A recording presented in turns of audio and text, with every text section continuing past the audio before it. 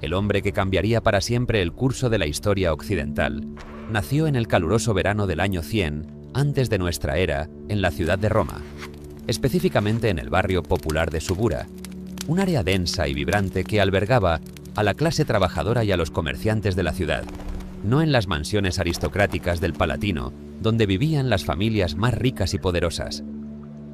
Su nombre era Cayo Julio César, llamado así en honor a su padre Cayo Julio César el Pretor, quien ocupaba una posición de cierta distinción en la República Romana, pero que carecía del poder aplastante y la riqueza inmensa que caracterizaba a las familias aristocráticas más influyentes. Fue un nacimiento que parecería ordinario, un niño más en una familia patricia de escasa fortuna, miembro de la gens Julia, una rama de la aristocracia romana que se remontaba a tiempos legendarios. Sin embargo, la familia Julia no era ordinaria en un aspecto crucial: su linaje mítico. Los Julios se consideraban a sí mismos descendientes directos de la diosa Venus, la diosa del amor y la belleza, quien, según la mitología romana... Si necesitas apoyo legal, no dudes en contactarme. Sé que te sientes a veces sola, sé que a veces te sientes desesperada, pero solamente tienes que mandar WhatsApp y tienes apoyo legal. Había tenido una relación amorosa con el héroe troyano Anquises, dando a luz al héroe Eneas. Eneas, que sobrevivió a la caída de Troya, cuando fue destruida por los griegos, fue quien, según la leyenda, huyó de la ciudad en llamas, cargando a su padre anciano sobre sus hombros, viajando durante años por el Mediterráneo, hasta finalmente llegar a Italia, donde sus descendientes fundarían una pequeña aldea que eventualmente se convertiría en Roma. Este linaje legendario otorgaba a los Julios una conexión con lo divino, una legitimación que venía de los dioses del Olimpo mismo, una pretensión que sería enormemente importante en la carrera política de Julio César, porque en la mentalidad romana de esa época, la descendencia divina era considerada como marca de destino especial, como indicativo de que los dioses tenían interés particular en tu éxito. Pero a pesar de este linaje legendario, la vida del joven César fue la de un muchacho ordinario que crecía en la Subura, el barrio popular donde comerciantes, artesanos, trabajadores de todo tipo, vivían en proximidad e igualdad relativa, donde los príncipes no vivían en palacios aislados, sino donde se codeaban diariamente con gente común.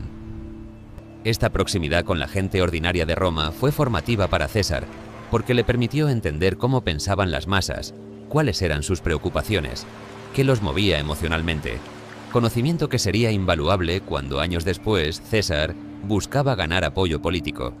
Mientras que otros aristócratas, nacidos en mansiones del Palatino, crecían aislados de la realidad del pueblo común al que gobernaban, César crecía rodeado de sus voces, sus preocupaciones, sus esperanzas y miedos. Fue educación que ningún otro político romano recibía naturalmente de la misma manera. Su padre, Cayo Julio César, fue, hombre de moderada prominencia política y militar, alcanzó el rango de pretor, la magistratura que era paso ejecutivo hacia el consulado, para quien demostraba suficiente éxito. Fue enviado como gobernador provincial a Asia Menor, donde administró la región romana con algún grado de competencia, pero sin brillantez extraordinaria. Acumuló alguna riqueza, pero no la fortuna masiva que caracterizaba a gobernadores más exitosos. Cuando regresó a Roma, parecía destinado a una carrera política respetable, pero no extraordinaria. Sus ambiciones políticas fueron frustradas por su falta de conexiones suficientemente poderosas, su falta de riqueza suficiente para financiar las campañas electorales enormemente costosas, su falta de éxito militar que habría proporcionado base de poder personal. Fue su madre, Aurelia, quien fue figura dominante en la vida familiar. Aurelia era mujer de inteligencia excepcional, de carácter fuerte, de decisividad que era notable para una mujer en una sociedad donde las mujeres tenían pocas oportunidades de ejercer poder directo. Ella venía de la familia Aurelia Cota, una rama de la nobleza plebeya, que aunque no era tan antigua como algunas familias patricias, había producido varios cónsules a lo largo de su historia, proporcionando conexiones políticas que serían invaluables para la familia Julia. Aurelia fue la quien más influyó en la educación de su hijo, quien lo guió en sus primeros pasos políticos, quien le enseñó los valores que lo definirían durante toda su vida. Las fuentes antiguas, escasas como son en detalles de la vida privada, dejan claro que Aurelia era mujer de extraordinaria capacidad de juicio, de dedicación a sus hijos, de carácter moral que impresionaba a aquellos que la conocían. La educación de César fue privilegiada en los estándares de la Roma republicana, aunque no tan espléndida como la que habría recibido si hubiera nacido en una de las familias más ricas. Fue educado en retórica, el arte de hablar persuasivamente, que era absolutamente fundamental para éxito político, en una república donde el poder se ganaba no principalmente por fuerza militar, sino por capacidad de persuadir a través del discurso. Fue educado en griego antiguo, que aunque no era lengua oficial de Roma, era lengua de la cultura intelectual superior, lengua que hablaban los filósofos, los historiadores, la gente culta. Fue educado en filosofía y en literatura clásica, principalmente a través de los escritos de los griegos, porque la tradición literaria romana era aún relativamente joven. Su maestro principal fue un erudito llamado Marco Antonio Gnifón, especialista en literatura griega y romana, que fue capaz de reconocer el genio del joven César y de nutrir sus capacidades naturales excepcionales. La infancia y adolescencia de César transcurrieron durante uno de los períodos más turbulentos en la historia de la República Romana, una época conocida como las guerras civiles entre Mario y Sila. Durante aproximadamente 2 décadas, de los años 90 hasta los 80 antes de nuestra era, la República Romana fue desgarrada por conflicto político que se convirtió en conflicto militar, conflicto que fue fundamentalmente entre 2 facciones de la aristocracia romana con visiones completamente diferentes de cómo debería ser gobernada Roma. Mario y sus partidarios, conocidos como los populares, creían que la república debería expandir derechos políticos a la clase plebeya, que debería permitir que hombres de origen humilde pero de capacidad militar ascendieran a posiciones de poder, que las reformas sociales eran necesarias para mantener la estabilidad de la república. Sila y sus partidarios, conocidos como los optimates, creían que la república debería ser gobernada por la aristocracia hereditaria, que la clase plebeya debería mantenerse subordinada, que las reformas que expandían su poder amenazaban el sistema tradicional. El vínculo familiar de César con Mario era crucial, porque su tía paterna Julia se había casado con el propio Cayo Mario, uno de los generales más grandes que Roma había visto jamás, el hombre que había salvado la República Romana de invasiones bárbaras masivas, que había reformado completamente el ejército romano, que se había elevado desde orígenes relativamente humildes hasta convertirse en el político más poderoso de su era. Mario, aunque era hombre brusco de origen provincial, sin la sofisticación de la aristocracia de nacimiento, reconoció en su esposa Julia una mujer de inteligencia y fue influenciado por ella y por su familia política. Esta conexión matrimonial colocó a la familia Julia en el bando de los populares, en el bando de Mario, lo cual fue de enorme importancia, porque Mario fue el político dominante de finales del siglo II antes de nuestra era. Mientras su tío Mario estaba en el apogeo de su poder, mientras controlaba la república a través de su coalición de partidarios, la familia Julia brillaba en el reflejo de su gloria. Ganaba favores políticos, posiciones en el gobierno provincial, acceso al tesoro público. Pero cuando César tenía aproximadamente 16 años, ocurrió el evento que cambió todo. Su padre murió repentinamente. El pretor Cayo Julio César, habiendo regresado de su gobierno provincial en Asia Menor, colapsó y murió de un ataque al corazón mientras se estaba vistiendo en su casa, dejando a su familia sin el patriarca que los había guiado. César, ahora el hombre de la familia, tuvo que asumir responsabilidades de mantener la familia, de preservar su posición social, de continuar adelante en un mundo que era enormemente hostil a los huérfanos y a quienes habían perdido su patrocinador principal. Aurelia demostró su capacidad política extraordinaria, navegando las aguas peligrosas del período inmediatamente posterior a la muerte de su marido, manteniendo la familia en la facción correcta, asegurando que no perdieran completamente su posición. El joven César necesitaba ganar poder político por derecho propio. En la Roma de esa época, las conexiones familiares eran fundamentales, pero también era necesario demostrar tu propia valía, tus propias capacidades militares o políticas, tu propia capacidad de ganar lealtades y amigos poderosos. César buscó avanzar en la carrera tradicional del aristócrata romano, que comenzaba con asumir cargos religiosos, después de asumir la toga de virilidad que indicaba que había pasado de la niñez a la edad adulta.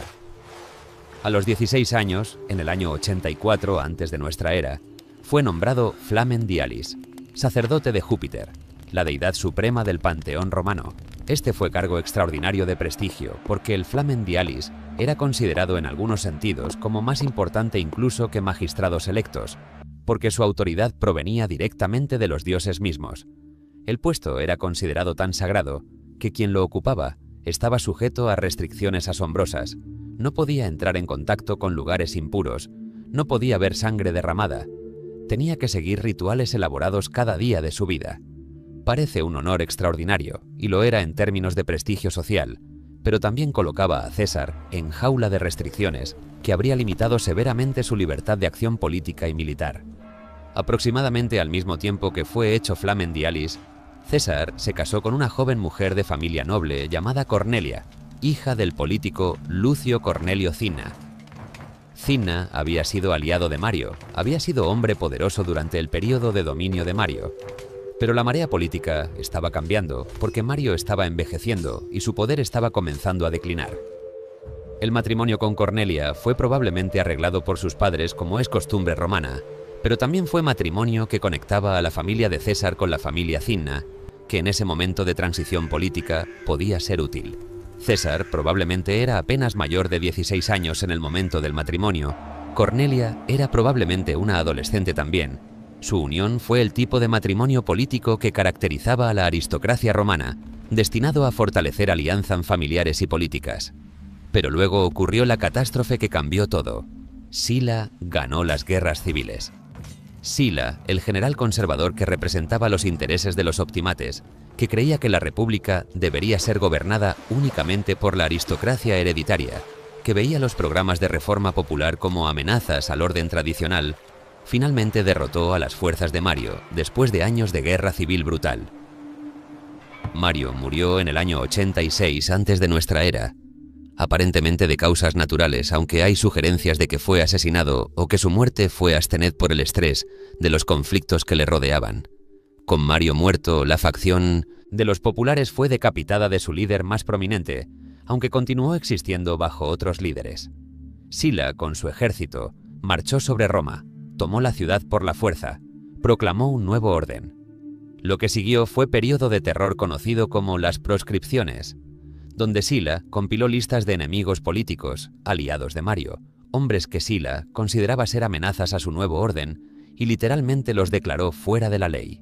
Cualquiera que asesinara a un hombre en la lista de proscritos recibía recompensa en oro, el dinero sacado de la confiscación de la propiedad de los hombres asesinados.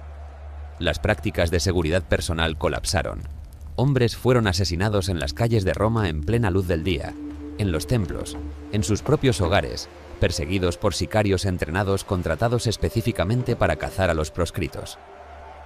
Se estima que entre 40.000 y 50.000 hombres fueron asesinados durante los años de las proscripciones, una carnajina política que sembraba terror en toda la República. Y entonces, en el año 82 antes de nuestra era, Julio César fue colocado en la lista de proscritos. Su crimen no fue particularmente grave en términos de acción política específica que había tomado, pero su conexión familiar era suficiente. Era sobrino de Mario por matrimonio, provenía de la familia Julia, que era aliada de los populares. Su matrimonio con Cornelia, la hija de Cinna, quien también había sido enemigo de Sila, lo marcaba como potencial amenaza. Sila ordenó que César fuera capturado y ejecutado, pero César no era hombre que simplemente aceptara su destino. Aunque tenía apenas 18 años, era todavía joven, físicamente fuerte, inteligente, capaz de pensar rápidamente bajo presión. Cuando supo que Sila lo buscaba, abandonó su puesto como Flamen Dialis, una decisión extraordinaria porque ese cargo era considerado tan sagrado que abandonarlo era acto de sacrilegio. Huyó de Roma, se escondió en el campo fuera de la ciudad, se convirtió en fugitivo viviendo en casas de amigos y de parientes, moviéndose constantemente para evitar ser capturado. Los sicarios de Sila lo perseguían incesantemente, pero César fue capaz de eludirlos. En una ocasión particularmente dramática, fue capturado por un liberto de Sila, un hombre que era esclavo, liberado que había sido puesto en posición de autoridad por Sila y que tenía derecho a perseguir a proscritos. El hombre llevó a César ante su superior. Parecía todo terminado. La ejecución parecía inminente. Pero César demostró ingenio extraordinario. Ofreció al hombre un soborno masivo, dinero que no tenía, pero que prometió conseguir si lo dejaba escapar. El liberto, movido por la promesa de riqueza, lo dejó ir, y César desapareció nuevamente en la noche. Mientras estaba huyendo de Sila, mientras corría por su vida durante meses, César contó con la ayuda de sus mujeres, particularmente de su madre, Aurelia, y su esposa Cornelia, quienes lo escondieron, lo cuidaron, lo alimentaron, moviéndose con él constantemente. Se cuenta que Aurelia en particular fue extraordinaria en preservar la seguridad de su hijo, constantemente evaluando los riesgos, moviéndolo de un lugar a otro cuando sentía que la persecución se acercaba demasiado. Estas mujeres demostraron que eran tan valientes como los hombres de sus familias, dispuestas a arriesgar sus propias vidas para proteger a aquellos a quienes amaban, dispuestas a desafiar la autoridad del dictador Sila. Durante este tiempo de persecución, fue un pariente influyente de su madre el que intervino para salvar la vida de César. Los Aurelios Cotas, la familia de su madre, que era más prominente que la familia Julia, usaron sus conexiones en la ciudad para apelar a Sila por clemencia. Las vírgenes vestales, las sacerdotisas del templo de Vesta, que eran consideradas las mujeres más sagradas de Roma, cuyo favor era considerado absoluto porque se creía que tenían conexión especial con los dioses, supuestamente intervinieron personalmente.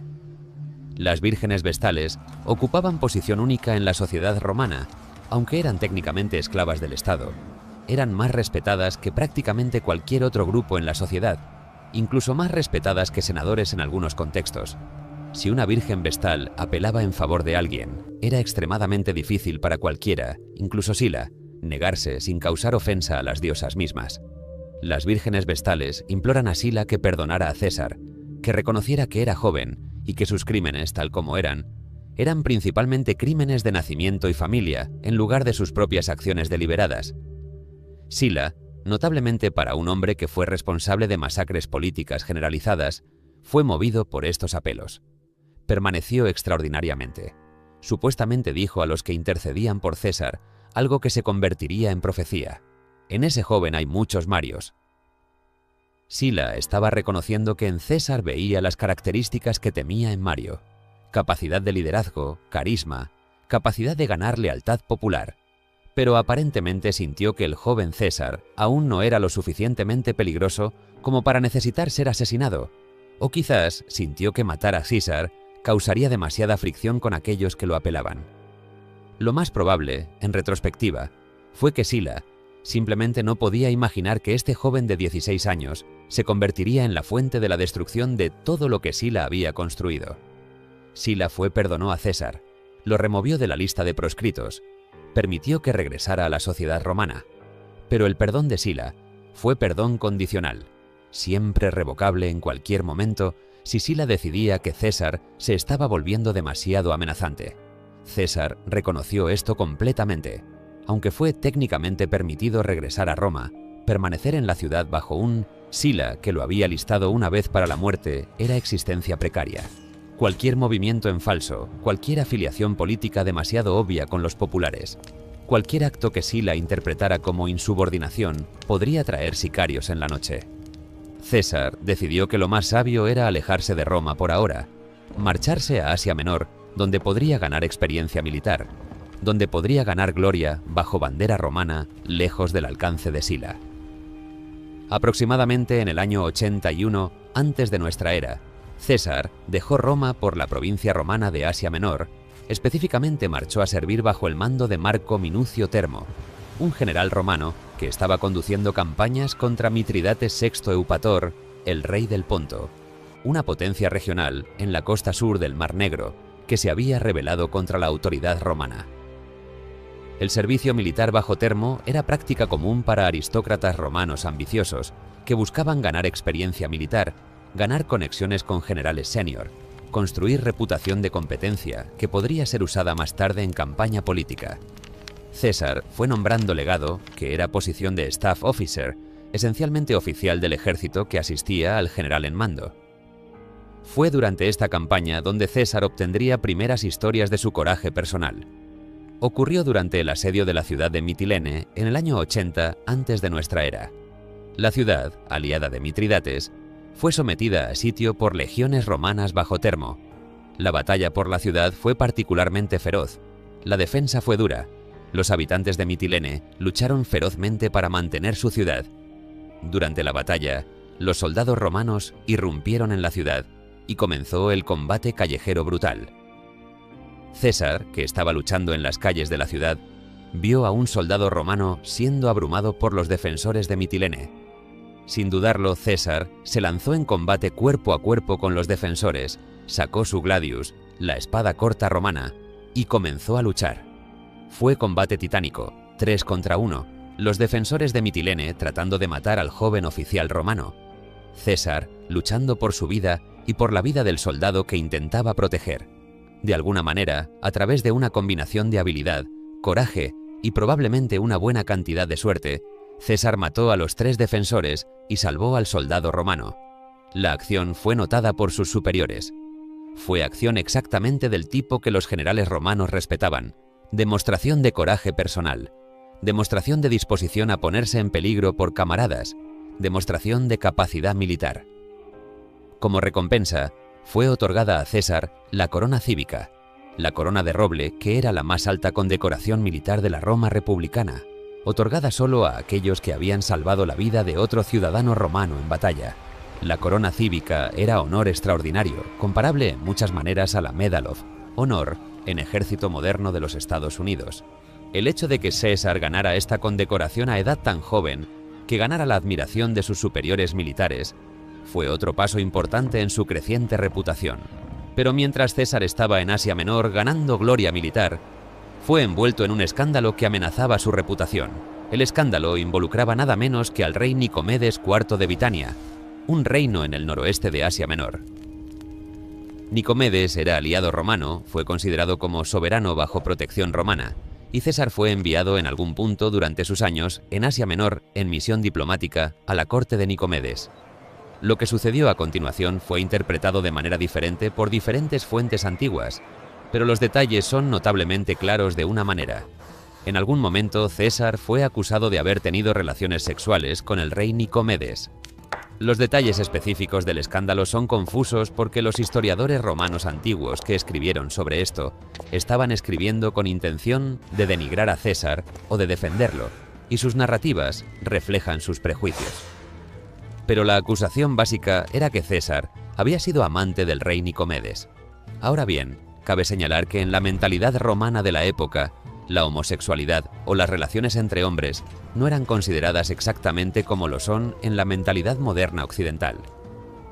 La sociedad romana toleraba relaciones entre hombres adultos y hombres más jóvenes, aunque había ciertos estigmas sociales asociados con ciertos roles particulares. Pero para César, a quien se esperaba que fuera patriarca que gobernaría familias, la acusación de haber sido pasivo en una relación sexual con un rey extranjero era esencialmente acusación de haber sido deshonrado, de haber colocado en posición subordinada respecto a otro hombre. Era acusación diseñada para minar su dignidad y su masculinidad. Los enemigos políticos de César usarían esta acusación contra él durante años, incluso décadas después, cuando César era hombre adulto de poder considerable. Sus enemigos políticos todavía lo atacarían con referencias a su tiempo en Bitania. En la campaña electoral para su primer magistrado público, sus rivales lo atacaban con canciones obscenas que hacían referencia al escándalo de Nicomedes, que lo burlaban por haber sido amante de un rey extranjero. Cicerón, el orador supremo de Roma, que en ese momento era aliado de los enemigos de César, escribió cartas muy posteriores donde hacía referencia al escándalo, burlándose de César por haber permitido que un rey extranjero lo usara de cierta manera. César nunca se defendió completamente del escándalo. Aunque durante la mayor parte de su vida fue casado con mujeres, aunque tuvo relaciones documentadas con varias mujeres de importancia política, aunque fue padre de una hija Julia de su primer matrimonio, la acusación de relación con Nicomedes nunca fue completamente despejada. Algunos historiadores modernos han sugerido que el escándalo fue completamente fabricado. Otros sugieren que puede haber habido algún fundamento. Lo más probable, en retrospectiva, es que lo que sucedió fue mucho más mundano que lo que las fuentes dramáticas sugieren. que César, como joven oficial romano en la corte de un rey heleno aliado, fue objeto de atención romántica del rey, que puede haber habido algún tipo de relación o ambigüedad apropiado a los estándares culturales de la época, pero que fue exagerado enormemente por los enemigos políticos de César.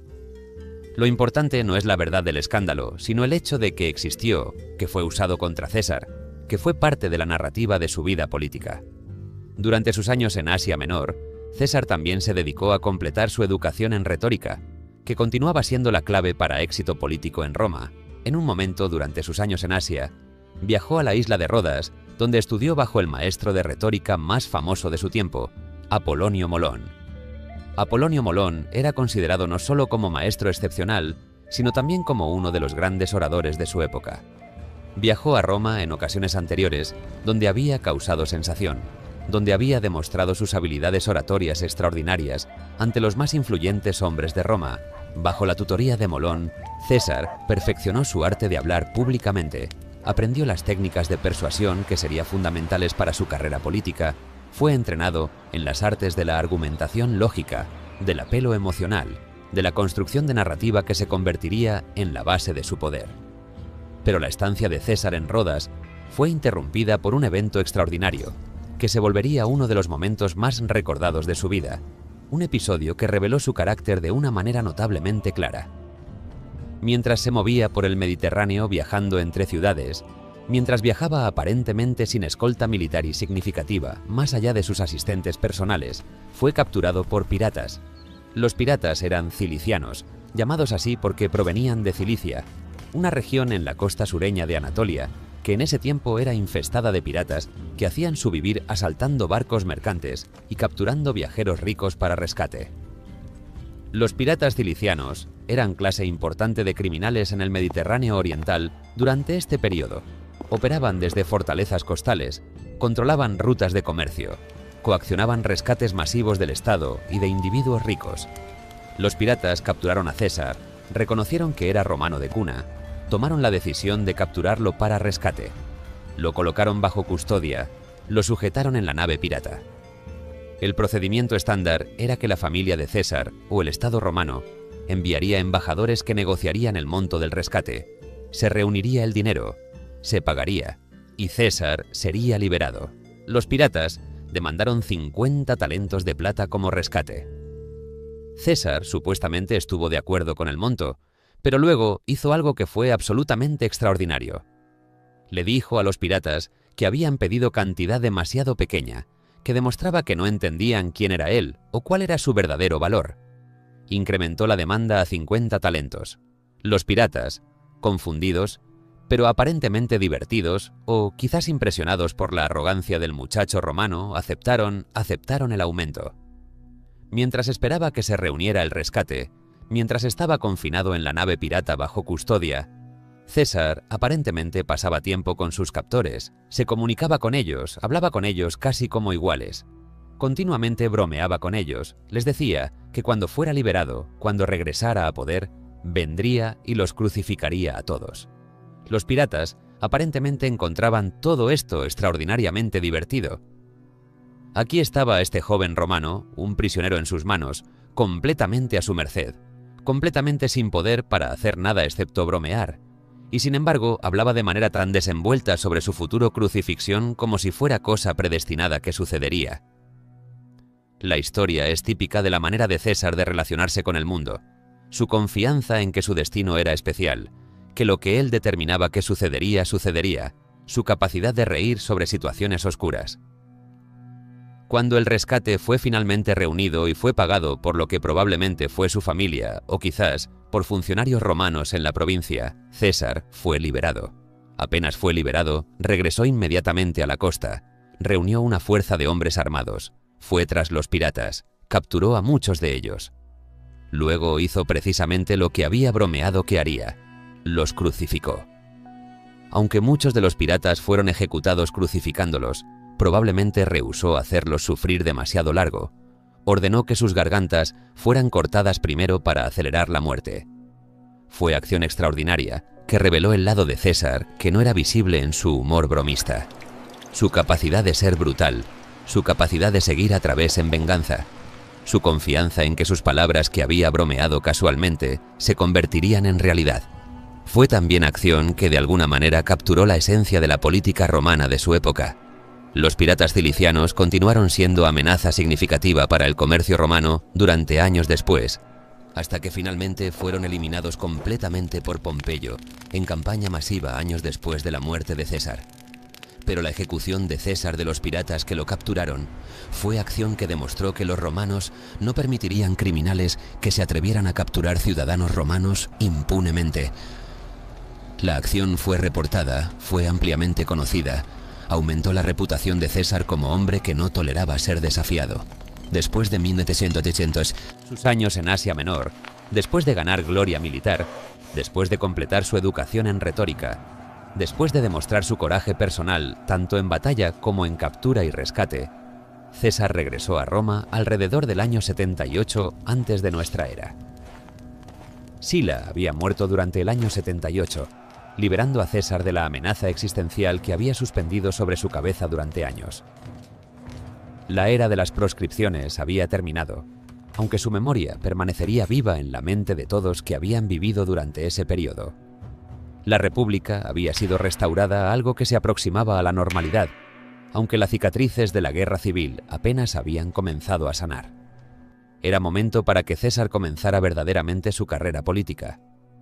Habiendo regresado a Roma, César se dedicó a la profesión de abogado y fiscal, específicamente asumió el papel de magistrado, que traía cargos contra los que creía haber cometido crímenes políticos. Su especialidad fue traer casos contra políticos corruptos que habían gobernado provincias romanas y que habían extorsionado a los provinciales para su propia ganancia privada. Era especialidad que fue extraordinariamente popular con las masas, porque los gobernadores provinciales que se enriquecían a sí mismos expoliando provincias eran exactamente el tipo de corrupto que los ciudadanos romanos comunes despreciaban. Cada caso que César traía obtenía publicidad, cada caso ganado aumentaba su reputación, cada acusado convicto demostraba la capacidad de César de hablar persuasivamente ante un jurado. Fue estrategia política magníficamente calculada. Ganaba gloria al atacar hombres que incluso sus propios aliados consideraban ser indignos. Ganaba apoyo popular de la plebe romana. Demostraba sus habilidades de oratoria en corte pública, donde sus palabras podían ser reportadas y difundidas por toda la ciudad. Fue durante este periodo cuando César también hizo un movimiento político crucial que influenciaría el resto de su carrera. Se divorció de su esposa Cornelia. Ahora bien, el divorcio en la Roma republicana no fue evento extraordinario, del mismo modo que era en culturas posteriores. Los matrimonios podían ser disueltos sin causa específica si cualquiera de las partes lo deseaba, aunque era relativamente raro. Pero el divorcio de César de Cornelia fue acto político cuidadosamente calculado. Cornelia era esposa leal, les había dado una hija, Julia, pero para César, su matrimonio se había vuelto políticamente desventajoso. Cornelia venía de la familia Cina, familia que aunque había sido poderosa bajo Mario, se había visto comprometida por la derrota final de Mario por Sila. Mantener el matrimonio con la hija de Cina lo asociaba con una facción que había perdido, con una familia cuyo poder se había deteriorado. César se divorció de Cornelia, una decisión que debe haber sido dolorosa en términos personales, pero que fue puro cálculo político. Aunque dejó a Cornelia con su dote, aunque aparentemente mantuvo relación civil con ella, el divorcio fue forma de cortar vínculos con el pasado, de liberar a sí mismo de asociaciones políticas que se habían vuelto inconveniente.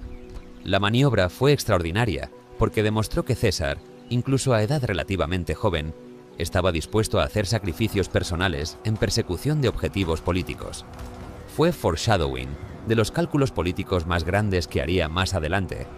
Poco después del divorcio de Cornelia, César se casó nuevamente, esta vez con una mujer llamada Pompeya, quien era mujer de familia bastante noble, aunque no tan prominente como las familias aristocráticas más grandes. El matrimonio fue claramente arreglado por razones políticas también. Cada matrimonio de los hombres de poder en Roma lo fue, pero en este caso, César obtenía nuevo comienzo familiar. Pompeya era joven, era de familia que tenía conexiones políticas útiles. Fue matrimonio que permitió a César señalizar que había superado el periodo de inestabilidad política. Pero incluso este matrimonio no fue simple. Aproximadamente en el año 62 antes de nuestra era, cuando César era cuestor, magistrado de finanzas que había ocupado previamente, sucedió un evento extraordinario que fue conocido como el escándalo de Bonadea. Bonadea, literalmente la diosa buena, era deidad romana protectora de las mujeres, y cada año había festival de Bonadea que era celebrado secretamente por las mujeres de las familias aristocráticas. Mujeres se reunían exclusivamente en la casa de la esposa del magistrado más poderoso del año para celebrar ritos que ningún hombre podía presenciar bajo pena de terribles sanciones divinas. Era considerada violación absoluta de lo sagrado si un hombre se atrevía a entrar. En el año 62, el festival de Bonadea estaba siendo celebrado en la casa de César. Su esposa, Pompeya, era la anfitriona. Un hombre conocido como Publio Clodio Pulcher, un playboy político ambicioso que era conocido por sus hábitos disipados, su vida de liberalidad sexual, su falta de respeto por las tradiciones, de alguna manera infiltró la ceremonia, se disfrazó como mujer y entró en el festival. Fue descubierto poco después. El escándalo fue extraordinario. El hecho de que un hombre había violado el santuario de Bonadea fue considerado cosa terrible, ofensa a los dioses mismos. El público fue furioso. Clodio fue juzgado en tribunal por el crimen, pero lo importante para nuestro propósito es cómo César respondió al escándalo. Aunque no había hecho nada mal personalmente, aunque no fue responsable de la infiltración de Clodio del festival, el escándalo reflejó sobre la casa de César, reflejó sobre su esposa, reflejó sobre su honor como hombre que permitió que se violara lo sagrado bajo su techo. Probablemente bajo presión para restaurar su honor y el de su familia, aunque la evidencia también sugiere que Pompeya de alguna manera era culpable o íntimamente conectada a Clodio, César se divorció de Pompeya. Fue segundo divorcio de César. Cuando fue preguntado por qué había hecho esto, cuando fue preguntado qué ella había hecho, él supuestamente respondió con frase que se convertiría en famosa. La mujer del César no solo debe ser honesta, sino parecerlo también.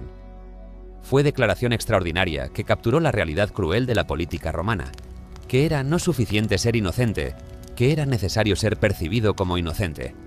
Si la reputación de su esposa se había sido manchada, aunque solo fuera tangencialmente, aunque ella hubiera sido víctima o no, el daño a su carrera política era real.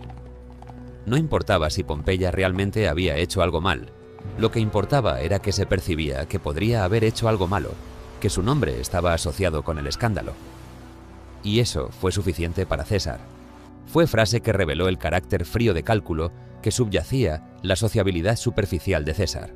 Durante los 60 años, aproximadamente una década después de su retorno de Asia Menor, César hizo otro movimiento político crucial que lo elevaría hacia la cima del poder.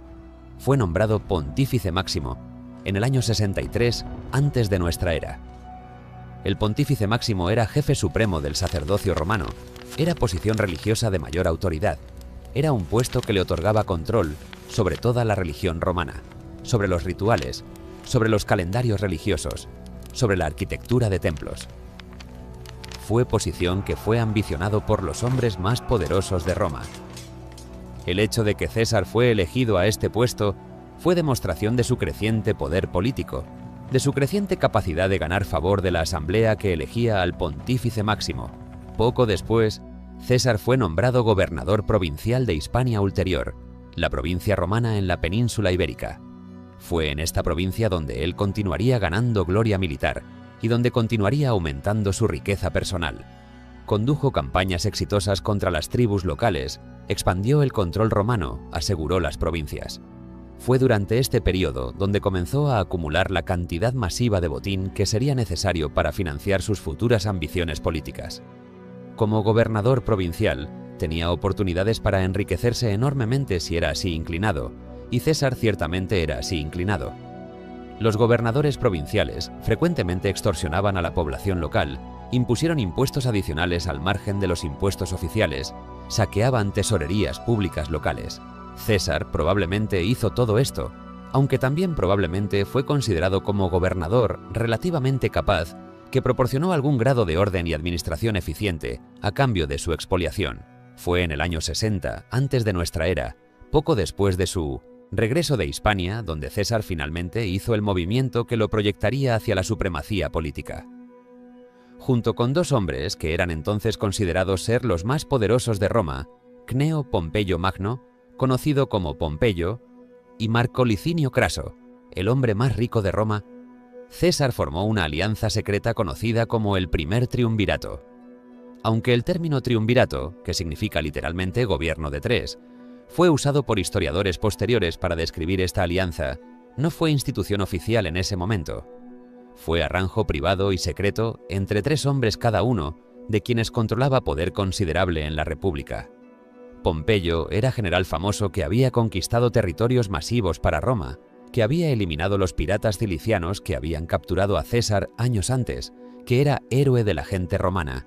Craso era hombre fabulosamente rico que había ganado su riqueza en negocios, que era patrono de docenas de políticos, que compraba lealtades a través de su inmensa riqueza. Estos dos hombres junto con César, quien era en ese momento menos prominente que cualquiera de los dos, formaron alianza. El objetivo de la alianza era mutuamente beneficioso. Pompeyo usaría su popularidad para asegurar que César fuera nombrado cónsul en el próximo año.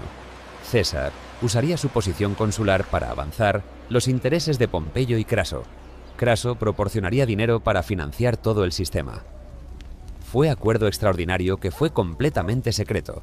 De hecho, tan secreto que los historiadores antiguos únicamente supieron de su existencia, decir en retrospectiva, porque ninguno de los tres hombres, ni sus asociados, querían que el público supiera que el sistema político republicano estaba siendo manipulado por acuerdo privado entre tres individuos. Pero primero, fue necesario asegurar que César ganara el consulado. Fue en el año 59, antes de nuestra era, que César fue elegido cónsul de Roma. Como cónsul, fue segunda posición más poderosa en la República. Fue durante su mandato de un año como cónsul que César sería capaz de pasar leyes, promulgar edictos, tomar decisiones que plasmarían su voluntad sobre la República. Y fue durante este año de consulado que César pasaría una serie de reformas radicales que lo ganó el apoyo de la plebe, pero que simultáneamente ganó el odio amargo de la facción conservadora del Senado, liderada por el orador Cicerón y el político rígidamente aristocrático Catón el Joven. César pasó una ley agraria que redistribuía tierras públicas a ciudadanos comunes que de otra forma no tendrían acceso a tierras. Fue reforma que fue extraordinariamente popular con las masas porque significó que los ciudadanos pobres podían finalmente obtener sus propias granjas. Pero fue aborrecida por la clase aristocrática porque estaban acostumbrados a controlando tierras públicas, a usarlas como patronazgo para recompensar amigos y aliados. Luego pasó reforma de granos que aseguró que el grano sería distribuido a los ciudadanos pobres de Roma subsidiados por el Estado. Nuevamente fue increíblemente popular con la plebe, pero odiado por los conservadores que la veían como derroche de fondos públicos en beneficio de lo que veían como ciudadanos sin valor. Durante su año como cónsul, César también selló su alianza con Pompeyo mediante matrimonio político. Su hija Julia, quien había sido prometida anteriormente a Marco Junio Bruto, fue casada con Pompeyo. Era matrimonio que fue extraordinariamente político en naturaleza, pero que aparentemente se desarrolló en algo más genuino. Por reportes, Pompeyo vino a amar verdaderamente a Julia. Ella vino a recibirlo con genuina afección. La maniobra fue genial porque conectaba físicamente a través del matrimonio a César y Pompeyo. Proporcionaba lazo familiar que existía más allá del mero acuerdo político. Después de completar su año como cónsul, después de completar sus reformas que habían ganado apoyo popular, pero que habían hecho de él enemigo mortal de la facción conservadora del Senado, César fue nombrado gobernador de las Galias, específicamente las provincias de Galia Cisalpina, la Galia que cae de la vertiente sur de los Alpes, la Galia Narbonense, la provincia litoral de la Galia a lo largo del Mediterráneo y la provincia de Iliria en los Balcanes. Las provincias de la Galia fueron gobernadas anteriormente por hombres de capacidad mediocre que no habían sido capaces de conquistar completamente la Galia Transalpina, la Galia que se extendía más allá de los Alpes, la región que es la Francia moderna. Era región que permanecía bajo control de tribus galas independientes y algunas ciudades griegas coloniales y tradición helenística. Fue en las Galias donde César vería la oportunidad de su vida. Era provincia donde un gobernador ambicioso podría conquistar territorio, ganar gloria militar, ganar lealtad de soldados a través de éxito militar, acumular riqueza masiva a través del saqueo de territorio conquistado. Era exactamente lo que César necesitaba, forma de escapar de Roma donde sus enemigos políticos se estaban volviendo más poderosos, donde la facción de Catón lo odiaba profundamente, donde su seguridad política era cada vez menos asegurada. En las provincias de la Galia, bajo su mando supremo, con ejército bajo su control exclusivo, César podría construir poder personal independiente de la política de la capital. En el año 58, antes de nuestra era, después de terminar su año como cónsul, después de servir como pretor en otros cargos menores, César viajó a las Galias para asumir su gobernación. Con él fue su ejército, legiones que había reunido, hombres que le eran leal porque él era su comandante, hombres que entendían que su fortuna estaba vinculada a la suya propia. Era el comienzo de 8 años que transformarían completamente a César, de político de Roma en legendario general, que lo convertiría en el comandante más grande de su época, que lo ganó gloria militar que rivalizaba con cualquier general que Roma hubiera conocido. Fue en los años 58 a 50 antes de nuestra era, los años de las guerras gálicas, donde César alcanzaría el apogeo de su genio militar, donde demostraría capacidades que lo transformarían en uno de los generales más grandes de la historia humana. La Galia que César encontró no era tierra unificada, sino colección de tribus independientes con sus propias ciudades, sus propios gobiernos, sus propias fuerzas militares. Las tribus galas eran guerreros formidables, eran hombres que tenían experiencia milenaria de combate, que tenían caballería que era legendaria por su capacidad, que tenían fortalezas formidables construidas en lugares estratégicos. Pero las tribus galas, aunque eran guerreros formidables de manera individual y en pequeños grupos, carecían de la organización centralizada, del sistema administrativo, de la disciplina que caracterizaba al ejército romano, donde el ejército romano era máquina unificada de guerra, entrenada en tácticas uniformes, capaz de maniobras coordinadas complejas, capaz de sostener bajas masivas y de continuar funcionando porque sus hombres eran reemplazados constantemente a partir de reservas limitadas. El ejército galo era colección de guerreros individuales valientes pero desorganizados. Esta diferencia fundamental en organización sería lo que permitiría a César, a pesar de a menudo estar en desventaja numérica, a continuar ganando batalla tras batalla contra fuerzas galas. La campaña de César en las Galias fue comenzada bajo el pretexto de intervenir en conflictos entre tribus galas, pero rápidamente se convirtió en campaña de conquista. En 58, César encontró una oportunidad cuando una tribu gala, llamada los Helvecios, que vivían en lo que es ahora Suiza, decidieron migrar a través del territorio ocupado por la Galia romana, emigrando de su patria hacia el oeste en busca de nuevas tierras. César, interpretando esto como invasión, marchó al encuentro de los Helvecios, los enfrentó en batalla, fue victoria decisiva donde fueron masacrados los Helvecios. Fue demostración de las tácticas de César, de su genio en campo de batalla, donde fue capaz de derrotar a un enemigo que, aunque era bien organizado para nómada migración, no estaba preparado para el enfrentamiento con la máquina militar romana. Pero la verdadera prueba de César vino cuando tuvo que enfrentar a Ariovisto, rey de una confederación de tribus germánicas llamadas los Suevos, que controlaban el territorio al otro lado del Rin. Ariovisto había sido aliado de Roma anteriormente, pero él había interpretado ambición creciente de Roma como amenaza y había comenzado a ocupar territorio en la Galia que Roma consideraba bajo su control. En el año 55, antes de 1900, nuestra era, César marchó al este para enfrentar a Ariovisto en lo que se convertiría en una de las batallas más significativas de su carrera. La batalla contra Ariovisto fue extraordinaria por varios motivos. Primero, fue una batalla en la cual César fue considerado ser en desventaja inicial. Ariovisto tenía fuerzas numéricamente superiores. Sus hombres eran guerreros formidables que eran mayores en estatura que los romanos y que eran considerados ser más fuertes físicamente. Segundo, fue batalla en la cual César enfrentó no a enemigos internos en la política romana, sino a enemigo externo genuino que amenazaba la seguridad de Roma. Tercero, fue victoria que extendió dramáticamente el poder romano y la gloria de César. En la batalla, a través de maniobras brillantes, César fue capaz de romper las líneas alemanas, fue capaz de infligir pérdidas devastadoras en los germanos, fue capaz de forzar a Ariovisto a retirarse al otro lado del Rin, donde nunca más volvería a amenazar la Galia romana. Después de su victoria sobre Ariovisto, César continuó conquistando la Galia. Campaña tras campaña fue dirigida contra las tribus galas. César conquistó la Galia Bélgica, la región de lo que hoy es Bélgica y el norte de Francia. Los romanos hacían referencia a los belgas como siendo entre todos los bárbaros los más valientes, sugiriendo que la conquista de esta región fue particularmente difícil y particularmente gloriosa. César también dirigió expediciones a Britania, cruzando el canal que separaba Britania de las Galias, explorando la isla que estaba más allá del mundo conocido romano en ese tiempo.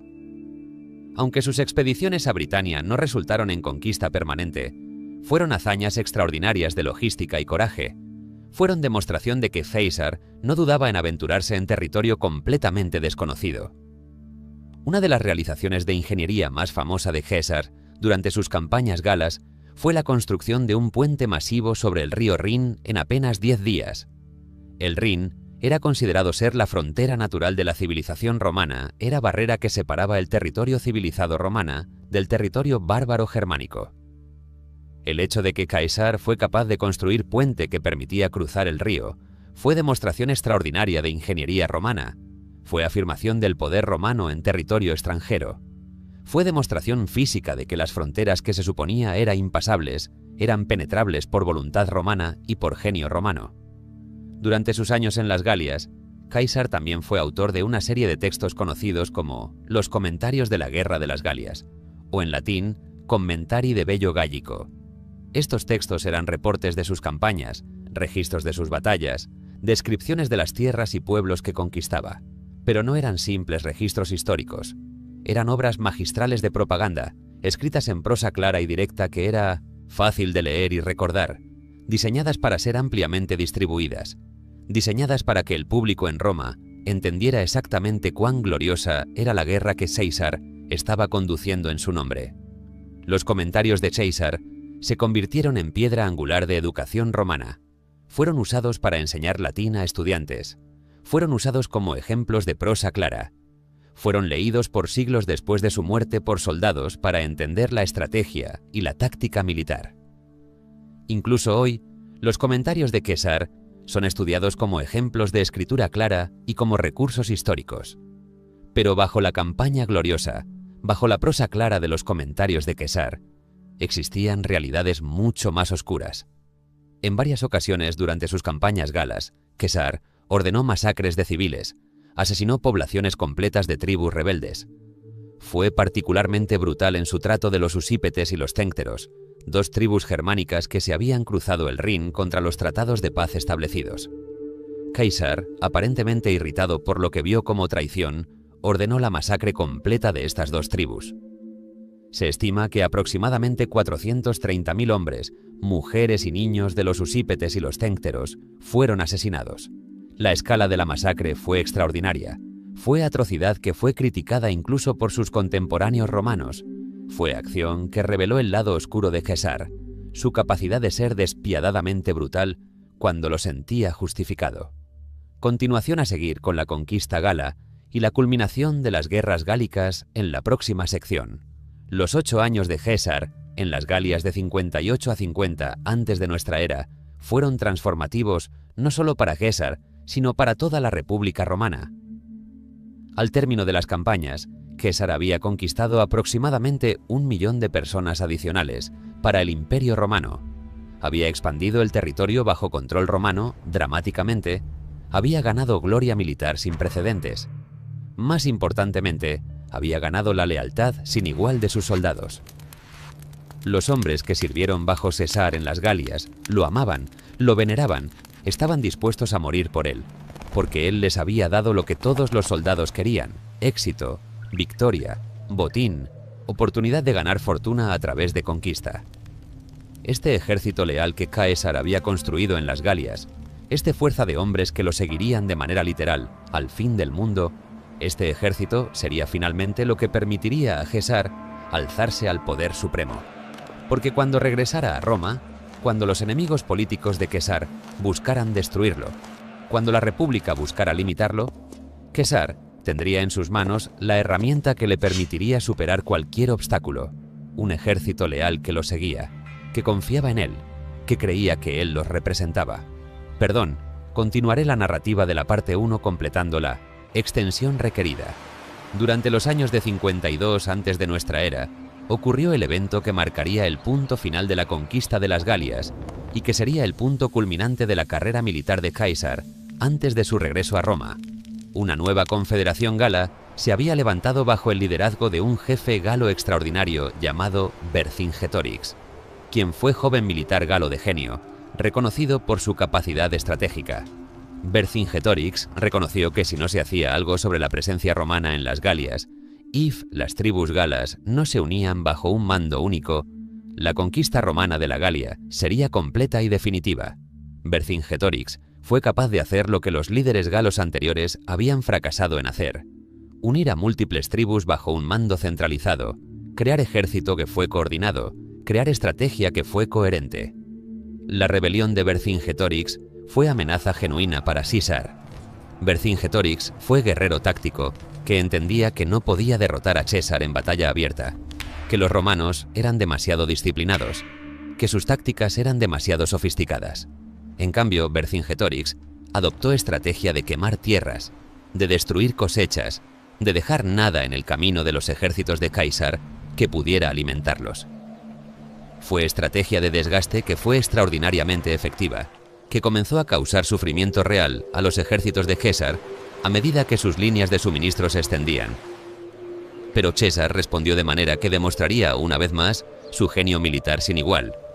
Cuando Vercingetorix se retiró a la fortaleza gala de Alesia, César decidió, en lugar de hacer asedio directo, hacer algo que era prácticamente sin precedentes. Construyó no una, sino dos líneas de fortificación. Una línea interna que sitiaba la fortaleza de Alesia, donde estaban Vercingetorix y sus fuerzas, y una línea externa de fortificación que fue construida para proteger a César de fuerzas de rescate galas que vendrían a intentar aliviar el sitio. Fue obra maestra de ingeniería militar. Las dos líneas de fortificación se extendían por miles de pasos, eran construidas de trincheras profundas, de palizadas afiladas, de torres de vigilancia, de pasajes para que las tropas romanas pudieran maniobrar. Los gañas sitiados adentro de la fortaleza no podían atacar a César con suficiente fuerza para romper sus líneas internas. Los gañas fuera, que intentaban rescatar a sus compañeros, no podían romper las líneas externas de César. Fue situación perfectamente concebida de encerramiento doble que fue imposible de escapar para los gañas. Después de largo sitio, después de que Vercingetorix se dio cuenta que no había esperanza de rescate, que sus hombres se estaban muriendo de hambre, que la rendición era única opción, se rindió. Los términos de la rendición fueron clementes en comparación con el trato que otros pueblos caían frecuentemente. Vercingetorix fue llevado como prisionero a Roma, donde fue ejecutado después de ser exhibido públicamente en el triunfo de César años después. Pero la rendición de Vercingetorix marcó efectivamente el final de la resistencia gala organizada. La conquista de las Galias fue completa. Lo que César ganó de las Galias fue extraordinario.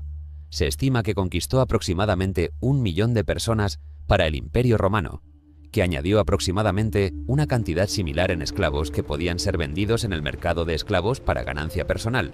El botín que acumuló fue colosal, fue oro y plata y bronce que fue saqueado de ciudades galas, fue arte galo que fue confiscado, fue todo tipo de bienes valiosos que César acumuló. La riqueza que ganó durante sus 8 años en las Galias fue colosal, fue cantidad de dinero que excedía cualquier cosa que cualquier político romano privado había jamás acumulado. Más importante que la riqueza, más importante incluso que la gloria militar que había ganado, fue el poder político que César había construido. Tenía bajo su mando personal absolutas legiones de soldados que eran leales a él por sobre todo lo demás. Tenía reputación de general invencible, de hombre que no perdía batallas, de hombre que sus enemigos debería temer. Tenía el apoyo político de la plebe romana que veía en César una figura de gloria, de éxito, de poder que los fascinaba. Tenía riqueza masiva que podía usar para comprar más amigos, para financiar sus ambiciones futuras, para comprar la lealtad de políticos venales que podían ser comprados.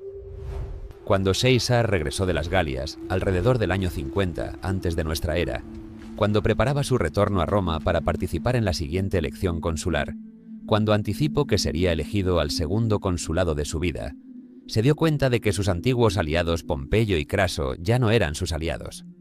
Se dio cuenta que durante los 8 años que había estado ausente en las Galias, que la política de Roma había cambiado, que las facciones políticas se habían realineado.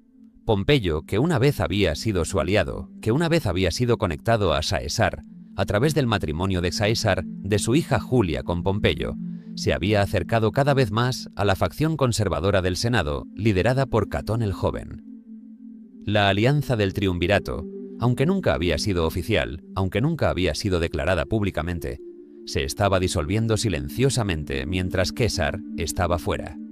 Cuando César recibió noticias de que Pompeyo, bajo presión de Catón y de los conservadores, se estaba posicionando para deshabilitarlo, cuando supo que la facción conservadora del Senado estaba preparando planes para acusar a César de crímenes graves cuando dejara su posición de gobernador provincial, cuando comprendió que sus enemigos políticos estaban conspirando para destruirlo, cuando entendió que a menos que tomara acción desesperada, sería perseguido, enjuiciado, probablemente ejecutado, fue en ese momento que César enfrentó la elección más importante de su vida. Podría abandonar el ejército en las Galias, podría marchar desarmado a Roma, podría entregarse a la justicia romana, podría permitir que sus enemigos lo destruyeran, o podría hacer lo que los generales nunca hacían.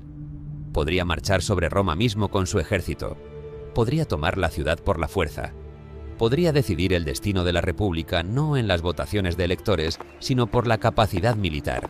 Cuando Caesar regresó de las Galias, alrededor del año 50 antes de nuestra era, después de 8 años de conquista extraordinaria, después de ganar gloria militar sin precedentes, después de acumular riqueza colosal, después de construir ejército leal que estaba dispuesto a seguirlo literalmente al fin del mundo, se enfrentó a situación política que era fundamentalmente hostil. Los enemigos que había hecho durante su año como cónsul, los enemigos que había hecho mediante sus reformas radicales que habían ganado apoyo popular, pero que habían alienado la aristocracia conservadora, estos enemigos habían estado conspirando durante años para destruirlo. El más implacable de estos enemigos era Marco Porcio Catón, conocido como Catón el Joven, hombre que era en muchas formas personificación de la aristocracia republicana tradicional que vio en César todo lo que amenazaba el orden antiguo de Roma. Catón era hombre de principios rígidos, de adherencia incorruptible a lo que él veía como valores romanos tradicionales, de rechazo completo a cualquier forma de cambio o reformación que cuestionara el poder tradicional de la aristocracia. Donde César fue flexible, Catón fue inflexible. Donde César fue pragmático, Catón fue ideológico. La animosidad entre los dos hombres era personal y profunda. No era simplemente diferencia política, sino antagonismo genuino entre dos hombres que cada uno veía al otro como amenaza existencial a sus valores fundamentales. Catón había pasado años durante la gobernación de César en las Galias cultivando apoyo político, haciendo amigos, conspirando contra César. Había sido particularmente exitoso en ganar el apoyo de Pompeyo, el hombre que una vez había sido aliado de César a través de su matrimonio con la hija de César, Julia. Cuando Julia murió en el año 54, cuando murió la mujer que había sido vínculo personal entre César y Pompeyo, cuando se cortó ese vínculo familiar que había unido a los dos hombres, el proceso de separación entre los antiguos aliados fue acelerado. Pompeyo gradualmente se acercó más y más a Catón, se acercó más a la facción conservadora del Senado, se acercó a los hombres que veían a César como amenaza. Cuando Craso, el tercer miembro del triunvirato, fue asesinado en batalla contra los partos en el año 53, cuando murió en el Oriente Lejano durante campaña militar, cuando fue decapitado por los enemigos de Roma, el triángulo de poder que había sostenido al triunvirato fue destruido. Con Craso muerto, con su riqueza inmensa desaparecida con su muerte, con su capacidad de financiar políticos a través de soborno y regalo eliminada, el triunvirato se volvió dúo. Y un dúo compuesto de César y Pompeyo, que se estaban volviendo cada vez más adversarios, era inestable, era destinado a romperse.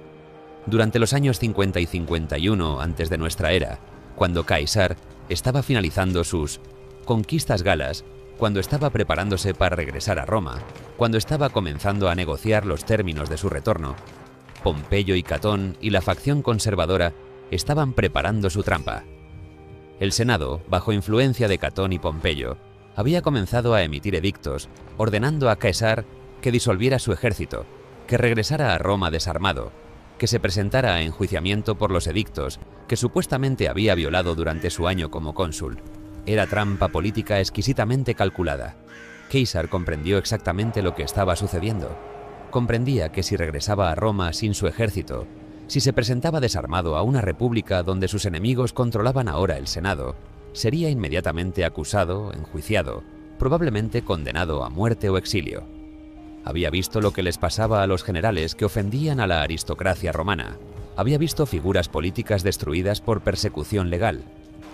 Había visto enemigos políticos ejecutados. Sabía que su propia vida estaba en peligro. Al mismo tiempo, César no era hombre que estuviera dispuesto a abandonar su poder, que estuviera dispuesto a volverse ciudadano privado, que estuviera dispuesto a permitir que sus enemigos lo destruyeran. Su ambición, su sensación de destino especial, su confianza de que los dioses lo protegían porque descendía de Venus misma, todo esto lo impulsaba hacia adelante. El único hombre que podía igualar al Senado, el único poder que podía equilibrar el poder político del Senado, era el poder militar. Era su ejército. Lo que sucedió a continuación fue serie de negociaciones políticas durante los años 52 a 50 antes de nuestra era. Caesar, aparentemente reconociendo que sus enemigos en Roma eran demasiado poderosos, que Pompeyo se había alineado completamente con ellos, que la situación era insostenible, hizo propuesta extraordinaria al Senado. Propuso que él disolvería su ejército si Pompeyo disolvía el suyo al mismo tiempo, que ambos generales dejarían sus comandos simultáneamente, que ambos regresarían a Roma desarmados. Era propuesta que habría permitido verdadera paz, que habría permitido que ambos hombres compitieran electoralmente por poder político en lugar de militarmente. Pero Catón y Pompeyo rechazaron esta propuesta. Se negaron a permitir que Pompeyo disolviera su ejército si Caesar disolvía el suyo. Su respuesta fue insistir que Caesar disolviera su ejército primero, que abandonara su fuente de poder, que llegara a Roma como ciudadano privado. Eran términos que Caesar sabía que significaban su propia destrucción. En enero del año 49 antes de nuestra era, aproximadamente el séptimo día, el Senado, bajo presión de Pompeyo y Catón, emitió ultimátum formal a Caesar. Debía disolver su ejército inmediatamente o ser declarado enemigo del Estado. Caesar enfrentó la elección más importante de su vida. Podría obedecer el Sintaricientereti orden senatorial, disolver su ejército, marchar a Roma desarmado, esperar el enjuiciamiento que sabía vendría. O podría hacer lo que había estado prohibido por ley romana desde tiempos inmemorables. Podría llevar su ejército a través de la frontera que separaba la provincia de Italia del resto del Imperio Romano, podría marchar sobre la capital misma, podría decidir el destino de la República no en debates senatoriales, sino por fuerza militar. En la noche del 10 de enero del año 49, antes de nuestra era, César tomó su decisión. La leyenda, romántica, pero probablemente basada en hechos reales, dice que se sentó en la tienda de campaña con sus oficiales más confiables y debatió la decisión que estaba a punto de tomar. Se cuenta que los hombres a su alrededor lo suplicaban que simplemente obedeciera al Senado, que simplemente disolviera su ejército, que por favor no iniciara la guerra civil. Pero César era hombre que había pasado los últimos 8 años ganando batallas, que había visto a sus enemigos siendo derrotados una y otra vez, que estaba completamente convencido de que su destino era poder supremo. Tomó la decisión que cambiaría el curso de la historia occidental. Ordenó a sus tropas que se prepararan para marchar. En la mañana del 11 de enero, Caesar cruzó el río Rubicón con sus legiones. El Rubicón era río pequeño pero simbólicamente enormemente importante. Era la frontera que separaba Italia de la provincia Gaul que César gobernaba. Era la frontera que los romanos habían establecido siglos antes como línea que ningún general podía cruzar armado bajo pena de ser considerado enemigo del Estado. Al cruzar el Rubicón con sus tropas, Caesar estaba violando esa ley fundamental, estaba declarando guerra a la República Romana, estaba iniciando guerra civil que duraría años. Según la leyenda, cuando César cruzó el Rubicón, Supuestamente pronunció la frase que se convertiría en una de las más famosas en la historia, alea iacta est, la suerte está echada. La frase captura perfectamente el momento, la aceptación de que el dado había sido lanzado, que no había punto de retorno, que lo que pasaría ahora estaba más allá del control de César.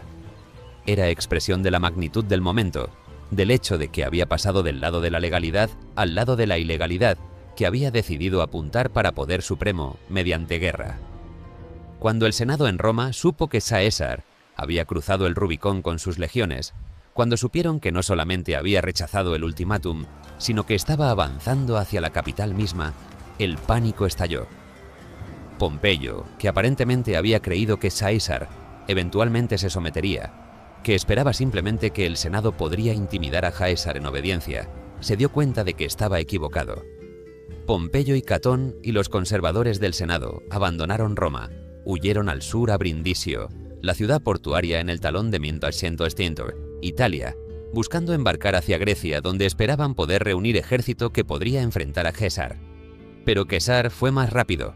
Mientras Pompeyo y sus aliados estaban huyendo, César estaba avanzando. Marchó hacia el sur de Italia, capturó ciudad tras ciudad. La mayoría de las ciudades, viendo que César estaba en camino, que su ejército era formidable, que resistencia parecería fútil, simplemente se rendían, simplemente abrían sus puertas.